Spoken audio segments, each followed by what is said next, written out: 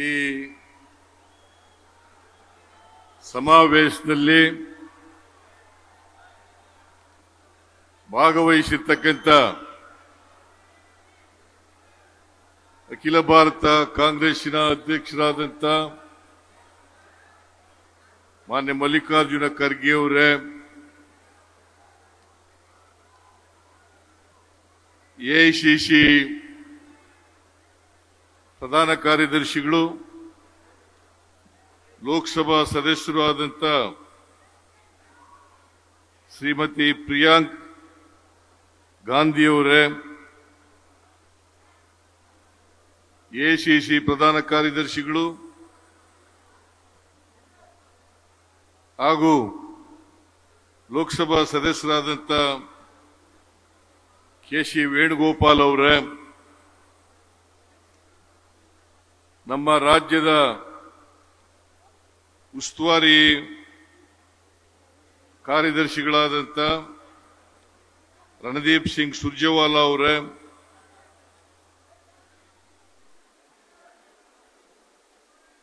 KPCC ಅಧ್ಯಕ್ಷರು ಉಪಮುಖ್ಯಮಂತ್ರಿಗಳು ಆದಂಥ ಶ್ರೀ ಡಿ.ಕೆ. ಶಿವಕುಮಾರ್ ಅವರೇ, ತೆಲಂಗಾಣದ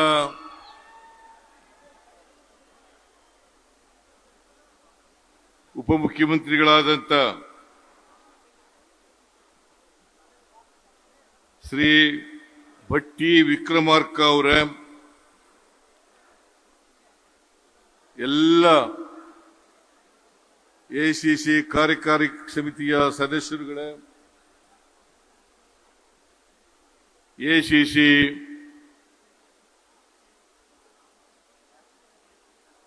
ಎಲ್ಲ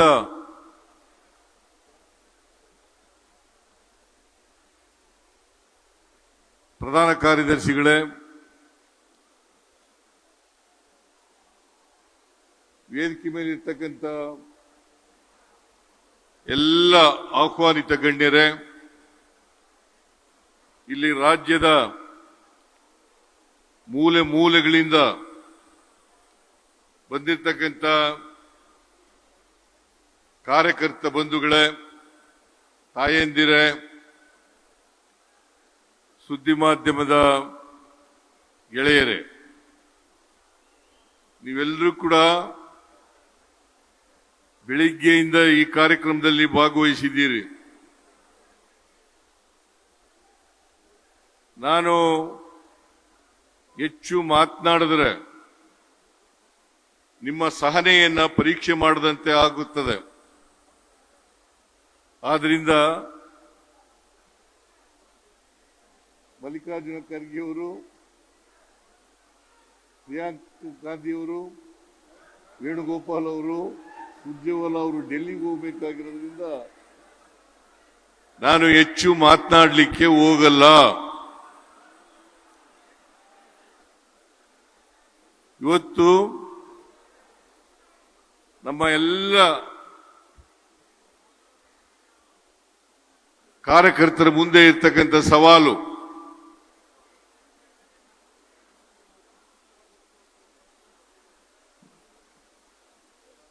ಬಿಜೆಪಿ ಮತ್ತು ಆರ್ಎಸ್ಎಸ್ ಇವೆರಡರ ಸಿದ್ಧಾಂತದ ವಿರುದ್ಧ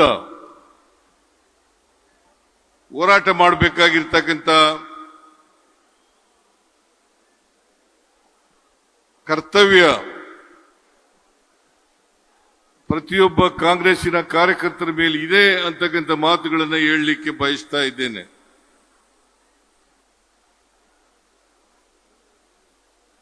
ಭಾರತೀಯ ಜನತಾ ಪಕ್ಷಕ್ಕೆ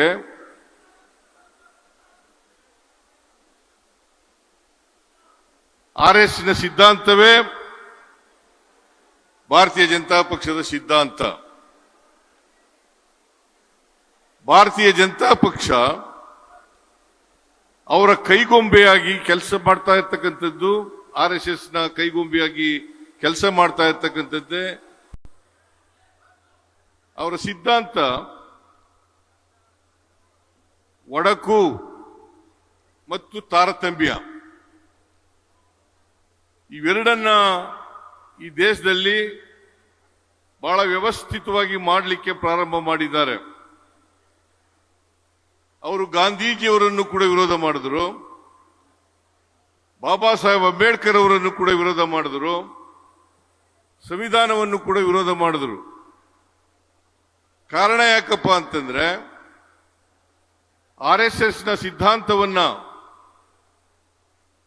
ಬಾಪೂಜಿಯವರು ವಿರೋಧ ಮಾಡ್ತಾ ಇದ್ರು, ಹಾಗೇನೆ ಅಂಬೇಡ್ಕರ್ ಅವರು ವಿರೋಧ ಮಾಡ್ತಾ ಇದ್ರು. ಸಂವಿಧಾನದ ಮೂಲಕ ಈ ದೇಶದಲ್ಲಿ ಭ್ರಾತೃತ್ವ, ಸಮಾನತೆ, ಸ್ವಾತಂತ್ರ್ಯ, ಸಮಾಜವಾದ ಎಲ್ಲರನ್ನೂ ಒಟ್ಟಿಗೆ ಕೊಂಡೋಗ್ತಕ್ಕಂಥ ಪ್ರಯತ್ನವನ್ನ ಸಂವಿಧಾನ ಹೇಳ್ತದೆ. ಯಾಕೆಂದರೆ ನಮ್ಮ ದೇಶ ಬಹುತ್ವದ ದೇಶ. ಈ ದೇಶದಲ್ಲಿ ಅನೇಕ ಧರ್ಮಗಳಿದ್ದಾವೆ, ಅನೇಕ ಜಾತಿಗಳಿದ್ದಾವೆ, ಅನೇಕ ಭಾಷೆಗಳಿದ್ದಾವೆ, ಅನೇಕ ಸಂಸ್ಕೃತಿಗಳಿದ್ದಾವೆ. ಆದ್ರಿಂದ ನಮಗೆ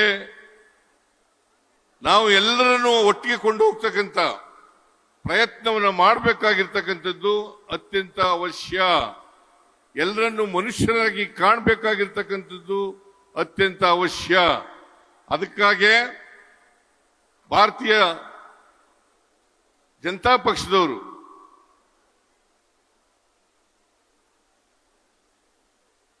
ಬಾಪುವನ್ನು ವಿರೋಧ ಮಾಡ್ತಾರೆ, ಅಂಬೇಡ್ಕರ್ ಅವರನ್ನು ವಿರೋಧ ಮಾಡ್ತಾರೆ, ಸಂವಿಧಾನವನ್ನು ವಿರೋಧ ಮಾಡ್ತಾರೆ. ಆ ಕಾರಣದಿಂದಲೇ ಇವತ್ತು ಬೆಳಗಾವಿನಲ್ಲಿ ಜೈ ಬಾಪು, ಜೈ ಭೀಮ್, ಜೈ ಸಂವಿಧಾನ್ ಈ ಸಮಾವೇಶವನ್ನ, ಈ ಹೆಸರಿನಲ್ಲಿ ಸಮಾವೇಶವನ್ನ ಏರ್ಪಾಡು ಮಾಡಿ ಇವತ್ತು ಬಾಪುವಿನ ವಿಚಾರಗಳು, ಅಂಬೇಡ್ಕರ್ ಅವರ ವಿಚಾರಗಳು, ಸಂವಿಧಾನದ ಆಶಯಗಳು ಇವುಗಳನ್ನ ಮುಂದಿನ ಪೀಳಿಗೆಗೆ ಕೊಂಡೊಯ್ತಕ್ಕಂಥ ಪ್ರಯತ್ನವನ್ನ ಮಾಡಬೇಕು ಅಂತಕ್ಕಂಥ ಉದ್ದೇಶ ಇದು. ಈ ಜೈ ಬಾಪು, ಜೈ ಭೀಮ್, ಜೈ ಸಂವಿಧಾನ ಈ ಸಮಾವೇಶ 27ನೇ ತಾರೀಕು, ಡಿಸೆಂಬರ್ 27ನೇ ತಾರೀಕು ನಡೀಬೇಕಾಗಿತ್ತು. ಅವತ್ತಿಗೆ 100 ವರ್ಷಗಳು ಬೆಳಗಾವಿನಲ್ಲಿ ಅಧಿವೇಶನ, ಕಾಂಗ್ರೆಸ್ ಅಧಿವೇಶನ ನಡೆದು 100 ವರ್ಷಗಳು ತುಂಬಿತ್ತು. ಮಹಾತ್ಮ ಗಾಂಧೀಜಿಯವರು ಆ ಅಧಿವೇಶನದ ಅಧ್ಯಕ್ಷತೆಯನ್ನು ವಹಿಸಿದ್ರು. ಅದೇ ಮೊದಲು ಅಧ್ಯಕ್ಷರಾಗಿದ್ದದ್ದು ಅವರು, ಅದೇ ಕೊನೆಯ ಅಧ್ಯಕ್ಷರಾಗಿದ್ದದ್ದು. ಬಹುಶಃ ಈ ಅಧಿವೇಶನ ಕರ್ನಾಟಕದ ನೆಲದಲ್ಲಿ ನಡೆದಿರತಕ್ಕಂಥದ್ದು ಕೂಡ ಅದೇ ಮೊದಲು, ಅದೇ ಕೊನೆ ಅಂತಕ್ಕಂಥ ಮಾತುಗಳನ್ನು ಹೇಳಲಿಕ್ಕೆ ಬಯಸ್ತಾ ಇದ್ದೇನೆ. ಆದ್ರಿಂದ 27ನೇ ತಾರೀಕು ನಾವು ಡಿಸೆಂಬರ್ 27ನೇ ತಾರೀಕು ಜೈ ಬಾಪು, ಜೈ ಭೀಮ್, ಜೈ ಸಂವಿಧಾನ ಸಮಾವೇಶವನ್ನು ನಡೆಸಬೇಕಾಗಿತ್ತು. ಆದರೆ ದುರ್ದೈವ, ಈ ದೇಶದ ಮಾಜಿ ಪ್ರಧಾನಮಂತ್ರಿ ಮನಮೋಹನ್ ಸಿಂಗ್ ರವರು ಕಾಲವಾದದ್ರಿಂದ ಇದನ್ನ ಮುಂದೂಡಬೇಕಾದಂತ ಅನಿವಾರ್ಯತೆ ನಿರ್ಮಾಣ ಆಯಿತು. ಹಾಗಾಗಿ ನಾವು ಈ ಸಮಾವೇಶನ ಮಾಡಲಿಕ್ಕೆ ಆಗಲಿಲ್ಲ. ಮತ್ತೆ ಇವತ್ತು ಬೆಳಿಗ್ಗೆ 11 ಗಂಟೆಗೆ ನಮ್ಮ ಸುವರ್ಣಸೌಧದ ಎದುರುಗಡೆ ಬಾಪೂಜಿಯವರ ಪ್ರತಿಮೆಯನ್ನ ಅನಾವರಣ ಮಾಡತಕ್ಕಂಥ ಕೆಲಸವನ್ನ ಮಾನ್ಯ ಖರ್ಗೆ ಅವರು ಮಾಡಿದ್ದಾರೆ. ಇದನ್ನ ಈ ಅನಾವರಣವನ್ನು ಮಾಡಿರ್ತಕ್ಕಂಥದ್ದು ನಮ್ಮ ಉದ್ದೇಶ ಬಾಪೂಜಿಯವರ ತತ್ವ ಆದರ್ಶಗಳು. ಯಾಕಂತಂದ್ರೆ ಇವತ್ತಿಗೂ ಕೂಡ ಬಾಪೂಜಿಯವರ ತತ್ವಗಳು ಆದರ್ಶಗಳು ಪ್ರಸ್ತುತ ಅವು ಇನ್ನೂ ಕೂಡ ಜೀವಂತವಾಗಿದ್ದಾವೆ ಅಂತಕ್ಕಂಥದ್ದನ್ನು ತಿಳ್ಕೋಬೇಕಾಗ್ತದೆ. ಅವು ಎಲ್ಲ ಕಾಲಕ್ಕೂ ಪ್ರಸ್ತುತ ಆಗಿರೋದ್ರಿಂದ, ಈ ದೇಶದಲ್ಲಿ ಸಾಮರಸ್ಯವನ್ನು ಬಯಸಿದ್ದರಿಂದ, ಹಿಂದೂ ಮುಸಲ್ಮಾನರು ಒಟ್ಟಾಗಿ ಬಾಳ್ಬೇಕು ಅಂತಕ್ಕಂಥದನ್ನ ಬಯಸಿದ್ದರಿಂದ ನಾವು ಇದನ್ನ ಮುಂದುವರಿಸತಕ್ಕಂಥ ಹೋಗ್ಬೇಕಾಗಿರ್ತಕ್ಕಂಥ ಅನಿವಾರ್ಯತೆ ಇದೆ ಅಂತಕ್ಕಂಥದನ್ನ ಕಾಣಬೇಕಾಗ್ತದೆ. ಭಾರತೀಯ ಜನತಾ ಪಕ್ಷದವರು ಇವತ್ತು ಸಂವಿಧಾನದ ಬಗ್ಗೆ, ಅಂಬೇಡ್ಕರ್ ಅವರ ಬಗ್ಗೆ ಬಹಳ ಪ್ರೀತಿಯನ್ನು ತೋರಿಸಲಿಕ್ಕೆ ಪ್ರಾರಂಭ ಮಾಡಿದ್ದಾರೆ. ಅವ್ರು ಯಾವತ್ತೂ ಕೂಡ ಸಂವಿಧಾನ ಆಗಲಿ, ಅಂಬೇಡ್ಕರ್ ಅವರಾಗಲಿ, ಅವರ ವಿಚಾರಗಳಿಗೆ ಬಗ್ಗೆ ವಿರುದ್ಧವಾಗಿದ್ದವರು ಅಂತಕ್ಕಂಥದ್ದನ್ನು ನಾವು ತಿಳ್ಕೋಬೇಕಾಗ್ತದೆ. ಅದಕ್ಕಾಗಿ ನಾನು ಈ ಸಂದರ್ಭದಲ್ಲಿ ನಿಮಗೆ ತಿಳಿಸ್ತಕ್ಕಂಥ ವಿಚಾರ ಏನಪ್ಪಾ ಅಂತಂದ್ರೆ, ನಾವೆಲ್ಲರೂ ಕೂಡ ಬಾಪೂಜಿಯವರ ವಿಚಾರಗಳು, ಅಂಬೇಡ್ಕರ್ ಅವರ ವಿಚಾರಗಳು, ಸಂವಿಧಾನದಲ್ಲಿರ್ತಕ್ಕಂಥ ಆಶಯಗಳು, ಅವುಗಳನ್ನು ಜಾರಿ ಮಾಡತಕ್ಕಂಥ ಪ್ರಯತ್ನವನ್ನು ಮಾಡಬೇಕಾಗ್ತದೆ. ಅವುಗಳನ್ನು ರಕ್ಷಣೆ ಮಾಡತಕ್ಕಂಥ ಪ್ರಯತ್ನವನ್ನು ಮಾಡಬೇಕಾಗ್ತದೆ. ನಾನು ಈಗಾಗಲೇ ಪ್ರಸ್ತಾಪ ಮಾಡದಂತೆ, ಸಂವಿಧಾನವನ್ನ ರಕ್ಷಣೆ ಮಾಡಿದ್ರೆ ನಮ್ಮನ್ನ ಸಂವಿಧಾನ ರಕ್ಷಣೆ ಮಾಡ್ತದೆ. ಅದಕ್ಕೋಸ್ಕರ ಅವರು ಈ ಪ್ರಜಾಪ್ರಭುತ್ವ ವಿರೋಧ ಮಾಡತಕ್ಕಂಥದ್ದು, ಸಂವಿಧಾನ ವಿರೋಧ ಮಾಡತಕ್ಕಂಥದ್ದು. ನಾವು ಜನವರಿ 26, 1950ನೇ ಇಸ್ವಿನಲ್ಲಿ ಜಾರಿ ಬಂದಾಗಲೇ ಅವತ್ತು ಸಂವಿಧಾನವನ್ನು ವಿರೋಧ ಮಾಡಿದ್ರು. ಈ ಸಂವಿಧಾನದಲ್ಲಿ ಭಾರತೀಯತೆ ಏನೂ ಇಲ್ಲ, ಈ ರೀತಿಯಾಗಿ ಹೇಳಲಿಕ್ಕೆ ಗೋಲ್ವಾಲ್ಕರ್ ಅವರು, ಸಾವರ್ಕರ್ ಅವರು ಹೇಳಿದಂಥ ವಿಚಾರಗಳನ್ನು ನಾವು ನೋಡಲಿಕ್ಕೆ ಸಾಧ್ಯ ಆಗ್ತದೆ. 12/12/1940 ಮಹಾತ್ಮ ಗಾಂಧೀಜಿಯವರ, ಬಾಬಾ ಸಾಹೇಬ್ ಅಂಬೇಡ್ಕರ್ ಅವರ, ನೆಹರೂರವರ ಪ್ರತಿಕೃತಿಗಳನ್ನ ದಹನ ಮಾಡಿದ್ರು, ರಾಮಲೀಲಾ ಮೈದಾನದಲ್ಲಿ ದಹನ ಮಾಡಿದ್ರು ಅಂತಕ್ಕಂಥದನ್ನ ನಾವು ಇವತ್ತು ಮರೀಲಿಕ್ಕೆ ಸಾಧ್ಯ ಇಲ್ಲ. ಇದನ್ನ ನಾವು ಅರ್ಥ ಮಾಡ್ಕೋಬೇಕಾಗ್ತದೆ. ಯಾಕಂತಂದ್ರೆ ಅವರ ಸಿದ್ಧಾಂತ ನಮ್ಮ ಸಿದ್ಧಾಂತ, ನಮ್ಮ ಸಿದ್ಧಾಂತ ಸಂವಿಧಾನನೇ ನಮ್ಮ ಸಿದ್ಧಾಂತ, ಸಂವಿಧಾನವನ್ನ ಜಾರಿ ಮಾಡತಕ್ಕಂಥದ್ದೇ ನಮ್ಮ ಸಿದ್ಧಾಂತ, ಸಂವಿಧಾನದ ಆಶಯಗಳನ್ನ ಜನರಿಗೆ ತಲುಪಿಸ್ತಕ್ಕಂಥದ್ದೇ ನಮ್ಮ ಸಿದ್ಧಾಂತ. ಅದನ್ನು ಮಾಡಿದ್ರೆ, ಅದಕ್ಕೋಸ್ಕರನೇ ನಾವು ಇವತ್ತು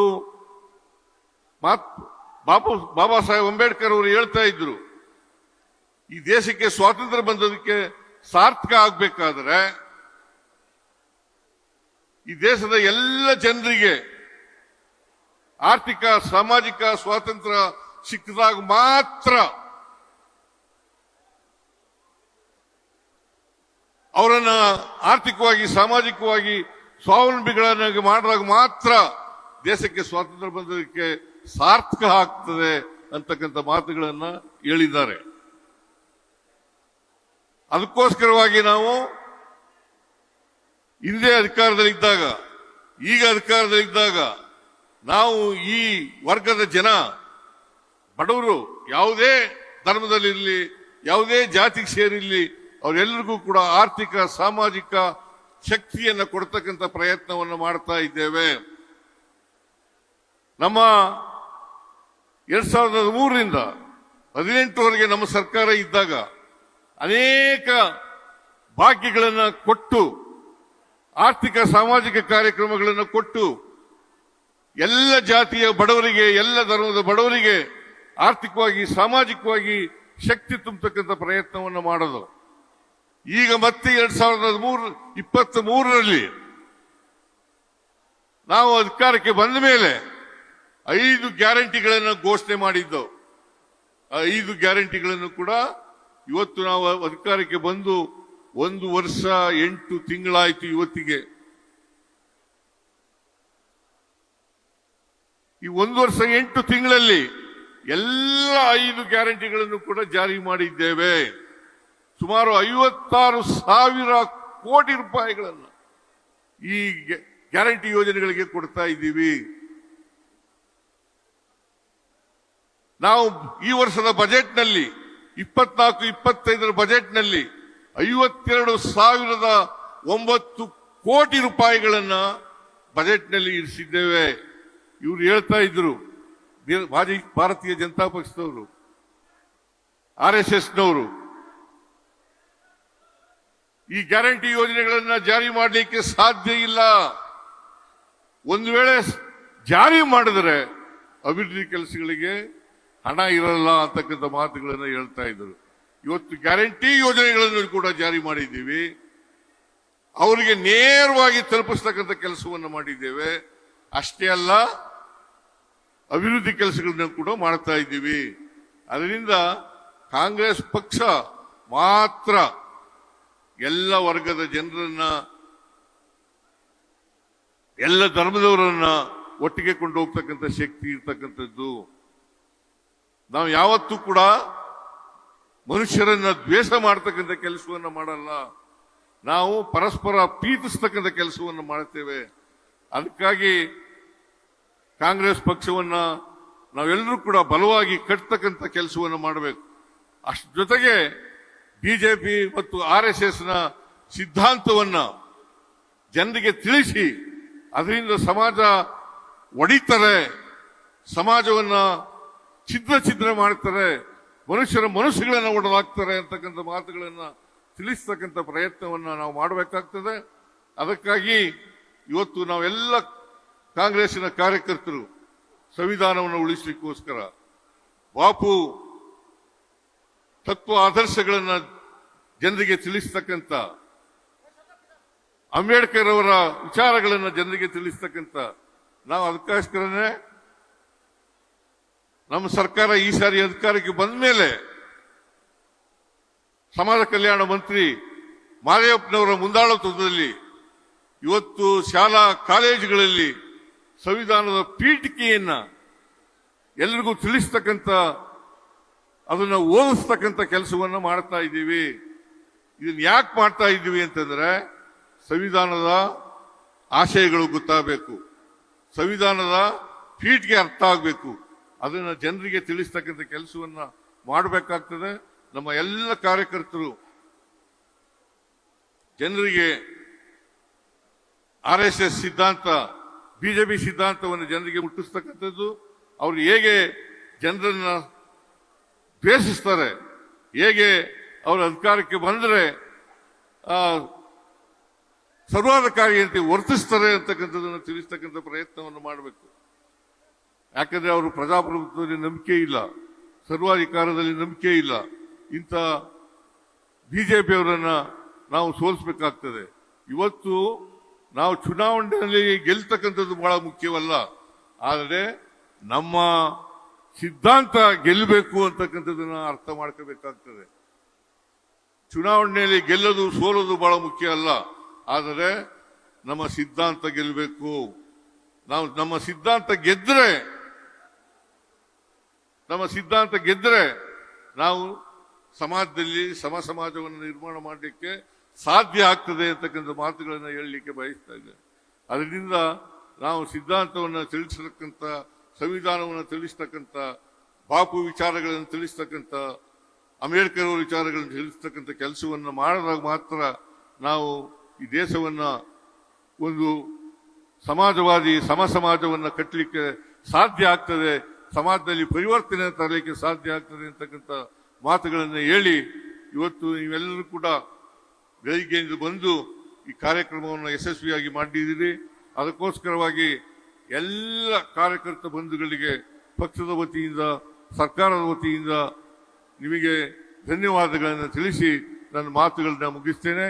ಜೈ ಹಿಂದ್, ಜೈ ಕಾಂಗ್ರೆಸ್, ಜೈ ಕರ್ನಾಟಕ.